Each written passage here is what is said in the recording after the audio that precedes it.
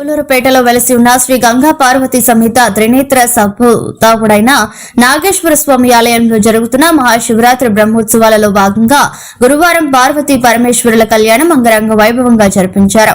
ఈ వేడుకల్లో భాగంగా ఆలయ ప్రధాన కమిటీ సభ్యులు ముప్పాల శ్రీహరి రెడ్డి దంపతులు వారి ఇంటి వద్ద నుండి సారెకు పూజ చేసి పట్నంలో మేళతాళాలతో పట్న వీధుల గుండా ఊరేగింపుగా కమిటీ సభ్యులతో కలిసి ఆలయం వద్దకు రావడం జరిగింది.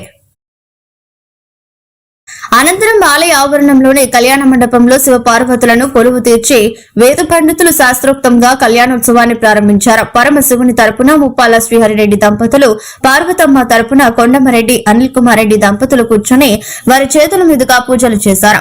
పార్వతీ పరమేశ్వరులకు భాషికాలు కట్టి నూతన వస్త్రాలు సమర్పించి రక్షాబంధన కట్టి కన్యాదానం చేశారు. అలాగే జీలకర్ర బెల్లం పెట్టి వేద పండితులు మాంగళ్య ధారణం చేశారు. తలంబ్రాలు పోసి పూలమాలలు మార్చి కనుల విందుగా స్వామివారి కళ్యాణాన్ని జరిపించారు. ఈ వేడుకల్లో మాజీ చెంగాలమ్మ, ఆలయం చైర్మన్ ముప్పాల వెంకటేశ్వరరెడ్డి, పట్న తెలుగుదేశం పార్టీ అధ్యక్షుడు ఆకుతోట రమేష్, ఉత్సవ కమిటీ సభ్యులు తాడిపత్తి ఆదినారాయణ రెడ్డి, నలజం రాము, పట్టుపల్లి రాజశేఖర్, చెన్నం శ్రీనివాసులు, మాటిరెడ్డి సాయి కిరణ్, మావుడూరు శాంతితో పాటు టీడీపీ నేతలు మేడా సాయి, కట్టబోయిన వెంకటేష్ యాదవ్, కొమరంజేరి శ్రీధర్, దంతాల రవి తదితరులు పాల్గొన్నారు. స్వామి కళ్యాణంతో పాటు నూతన జంటలు కూడా వివాహం చేసుకుని ఒకటయ్యారు.